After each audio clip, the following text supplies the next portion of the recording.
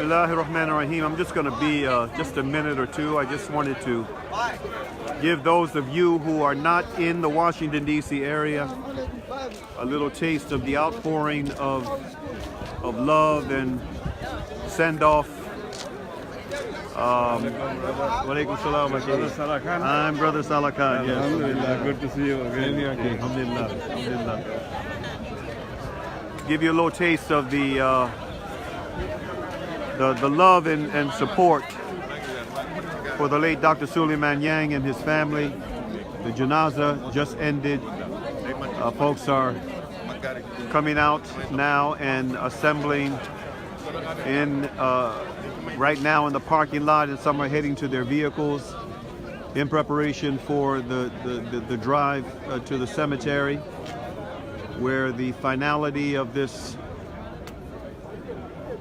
is going to take place. As you can see from all of the vehicles in the parking lot, this looks like a Juma. Yeah.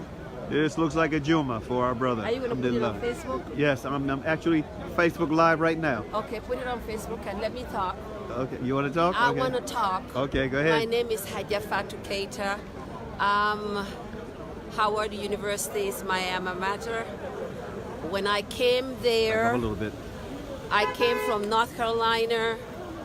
I wasn't used to the lifestyle in Washington, D.C. My car was changed because they had given me so many tickets. Dr. Yang had to go. I went to his office, cried, and he went, he smiled. He went and paid for that ticket. Wa alaikum assalam. Then also, he came with my grandfather, who was Fofana, to my dormitory to read Suratul Yasin for me so that I would have prosperity and success at Howard University. I did graduate with my master's in education. Congratulations. And that's why I came. Could you guys? I came with my Quran today. I read Suratul Yasin for him before even the crowd started reading. Alhamdulillah. May his soul rest in peace. May God give him Jannatul Firdaus. Ameen. This is the legacy that he left for all Africans. He is loved by everybody. We saw his work. This is an evidence of his work. He is a Muslim. He is a kind-hearted man. Yes. He loves everybody, and he wanted Africa to unite. I hope that would happen one day, if it is not in our time, but our children's time. May God bless him, Jannatul Firdaus. Ameen. May God bless him, Jannatul Firdaus. Ameen. May God bless him, Jannatul Firdaus. Ameen. Thank you, my so dear much. sister. Thank you. Alhamdulillah. Alhamdulillah. Alhamdulillah. Okay, my brother. Assalamu Walaikum alaikum. You want to say something about Dr. Yang? I met Souleymane. First, introduce yourself. Assalamu alaikum. My name is Taqwa Jamil Muhammad. I met Souleymane in 1972-73 in Atlanta. He was introduced to me by Dr. Nazir Ahmed Warsi, who is the head of the mathematics department at Atlanta University Grad School. And this brother, he looked like me. And he explained how Islam transcended everything. We talked about telepathy. We talked about transporting yourself without a car. We talked about the things that no one else talked about.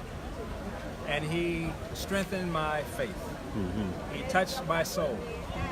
And he is one of the great brothers I could never forget. I love him so much, and I will miss him. May Allah give him a place in paradise close to Allah. Ameen. Ameen. Thank you very much, Aki. And it's good to see you again, brother. It's been a while. Yes. Alhamdulillah. All right, my brother. See you out here doing your thing. I'm doing actually, brother, this was just, I wasn't planning to do this. This was just on the spur of the moment. I saw all of this traffic coming out of the masjid, and I said, well, let me just catch a little piece of this for Facebook Live. Just a little piece of it. Right. And then when I was just getting the crowd, that's all I was intending to do originally, just capturing the crowd of folks out here, very diverse crowd of folk. and all of the vehicles. I mentioned that this looks like a Juma at Iswa. Then the sister came up and she said, can I say something? Is this Facebook? Can I say something about Dr. Yang? So alhamdulillah, that's what it turns up being. Alhamdulillah. Brother Sharif, can we get a little something from you on Dr. Souleymane Yang? Your thoughts on him? Oh my gracious. Assalamu alaikum. Walaikum salam. When I think of my dear brother, Dr. Professor Souleymane Yang, I think of an old African proverb. When a wise man dies, a library burns to the ground. But we have to keep his legacy, as his dear widow said. We have to keep that legacy alive. To me, Dr. Souleymane Yang was the perfect example of a bridge. He could move in and out and with every community. And his legacy, I think, would be that he was a man of not only just peace and justice and understanding, but of a pursuit of that higher purpose. So I pray to Allah subhanahu wa ta'ala that Jannah is his, and to this wonderful, marvelous bridge of a man who touched all of us. Thank you very much. Alhamdulillah. Thank you, Brother Sharif. Now, brothers, I'm going to have to get ready. I'm going to have to get away now because the vehicles are moving out. I want to go to the cemetery. Are you going to be back here? Are you going to stay here? Or you want to ride with me? You want to ride with me? I got the sister Serena. Okay, all right.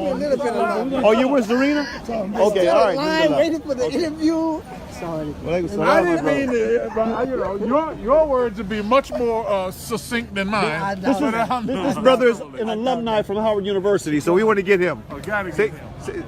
Introduce yourself and just say something briefly about you're going to have me come after this your gentleman? thoughts on Dr. Souleymane Yang. Assalamu alaikum. Walaikum salam. Omar Ewing.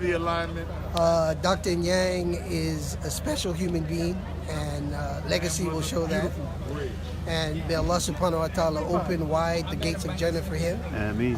The legacy that he's left for the next generation to build on is unmeasurable. Ameen. So may Allah continue to allow us to learn and build on the Islamic legacy, bridging the knowledge of Africa to the rest of the world, and continue his legacy for the next generation for us all to benefit from. Ameen. Ameen. Thank you, my brother. Thank you, Brother Omar. Before last. He was one of the first. And subhanAllah. In fact, what I'll do, let me go ahead and do this now, brother. Go ahead. I'll give you a little something real quick. Okay, Chicago. And we did. I was in the car the night before last. Your fault. It was the other person's fault. But praise be to Allah, given the fact that I believe the vehicle I was driving was totaled. There weren't any serious injuries that required either one of us to go to the hospital. But we were both shaken up, and I don't know if this cough that I've had since that night is resulted from me having to stand in the rain for a while, because I had a lot of stuff in the car that needed to be, I had to wait on someone to come and carry the stuff home, or if it was when the airbag went off. When the airbag went off, there was there's something in the airbag. The debris and all that. There's some kind of chemicals they use in the airbags that immediately, after I pulled myself together after a couple of minutes, when I stepped out of the car and I could just stand and try to clear my head, I started coughing, and I know that that substance that came out of the airbag had something to do with it. And so, and I've been coughing off and on ever since. So, inshallah ta'ala, I'm just hoping that, it's something that'll pass.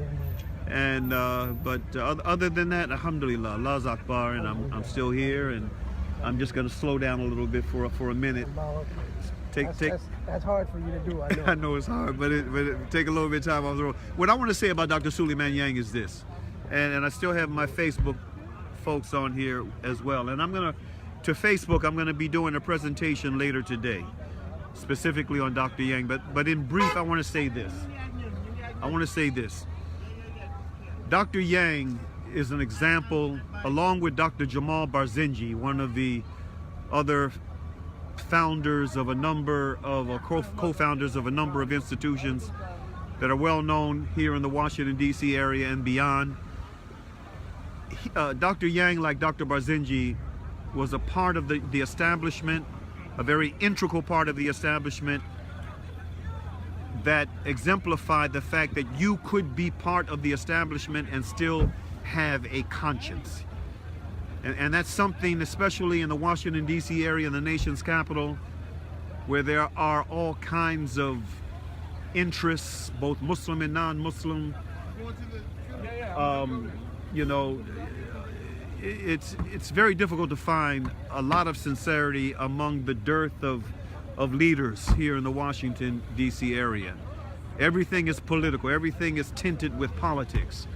And but he was someone that was deeply concerned. And one of the things that really touched me about Dr. Yang, and I'm going to speak about this in more detail later, is that whenever he saw me, up until the time when he could no longer communicate, whenever Dr. Yang saw me, and I visited him regularly, he would always ask about Afia Siddiqui. He knew I was deeply involved in trying to secure the freedom of Dr. Afia Siddiqui, and he would always ask about her.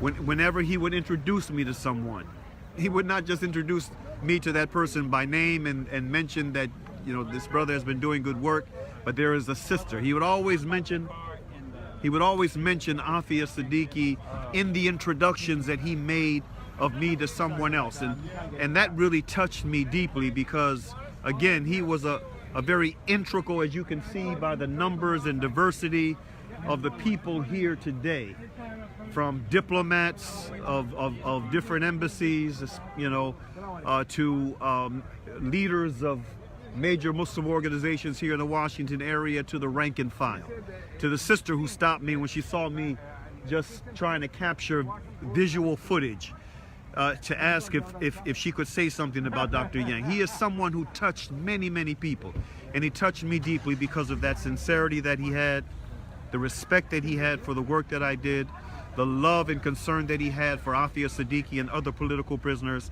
and the way that he expressed that, not only from time to time making donations to our organization's work, immediately, without any hesitation, accepting to serve on the board of advisors for the Afia Foundation. And like I said, whenever he would introduce me to anyone, he would always mention, this brother is working for a sister, working to try to free a sister. And he would always, when I came to his home after he became incapacitated, when I came to his home and he could still communicate, he would ask me, how is our sister? May Allah bless you for the work you're doing for our sister, Brother Salakan. So, alhamdulillah, this is the kind of person that he was, and inshallah ta'ala, I'll get into a bit more detail later on in a special Facebook presentation this evening on what the life and legacy of Dr. Souleymane Yang meant to me, above and beyond his academic prowess. Assalamu alaikum wa rahmatullahi wa barakatuh. Brother, I know you gotta go.